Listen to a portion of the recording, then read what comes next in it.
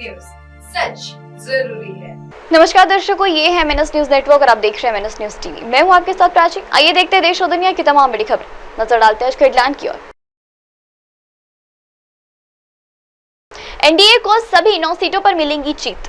करोड़ों रुपए की वीसी फंड को दी मंजूरी। कोलकाता और भुवनेश्वरी ने विमान सेवा बहाल। आइए देखते हैं खबरें विस्तार से। एनडीए को सभी 9 सीटों पर मिलेंगी जीत। उत्तर प्रदेश के डिप्टी सीएम केशव प्रसाद मौर्य को पूरा भरोसा है कि उपचुनाव में एनडीए की जीत होगी और सभी 9 सीट गठबंधन के खाते में आएंगे। उन्होंने कहा है कि संपर्क की गुंडागर्दी और धोखे से लोग बेहद नाराज है। आईएसएस से बातचीत करते समय डीएसपी सीएम मौर्य ने अपने प्रत्याशित को अग्रिम बधाई दी। उन्होंने कहा है कि मुझे पूर्ण विश्वास है कि 9 विधानसभा सीटों पर एनडीए के प्रत्याशित भार मतों से उच्च जीत दिलाई गई, जिसके चलते विधानसभा में मैं पहुंचा और मैं अपनी ओर से सभी प्रत्याशित को बधाई देता हूं। समाजवादी पार्टी पर तंजा कसते हुए डिप्टी सीएम ने कहा है कि संपा की गुंडागर्दी और डीए का नाम पर धोखा हो रहा है। बढ़ते अगली खबर की ओर। करोड़ रुपए की वीसी फंड को दी मंजूरी। पीएम नरेंद्र मोदी की अध्यक्षता से केंद्रीय मंत्रिमंडल ने अंतर्राष्ट्रीय क्षेत्र के लिए 100 करोड़ रुपए के वेंचर फाउंडेशन के वीसी फंड की स्थापना की है।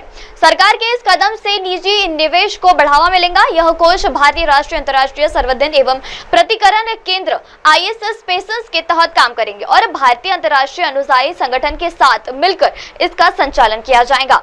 आईएसएस स्पेस के तहत प्रस्तावित वीसी फंड का पीरियड फंड ऑपरेशन की शुरुआत की तारीख से अगले 5 वर्ष तक रहेगा। बढ़ते अगली खबर की ओर। कोलकाता और भुवनेश्वर में विमान सेवा बहाल।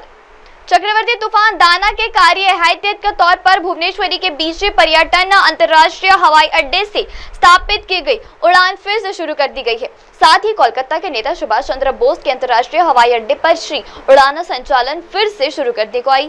तूफान दाना गुरुवार की रात के केंद्रापाड़ जिले के भितकनिया और भद्रा के धामनकर के बीच ओडिशा तक पहुंचा। इसके कारण राज्य के कई इलाके में तेज हवाएं और भारी बारिश की संभावना बताई गई। इसकी वजह से उड़ानों पर भी असर पड़ा। इस तूफान में हवाओं की गति 110 किलोमीटर प्रति घंटे की बताई गई। वक्त तो शायद दर्शकों ब्रेक का। ब्रेक लौटने के बाद देखिएगा देश और दुनिया की तमाम बड़ी खबरें। बने रहिए एमएनएस न्यूज टीवी पर। नमस्कार। हाय, मैं हूं तापसी पन्नू और आप देख रहे हैं एमएनएस न्यूज।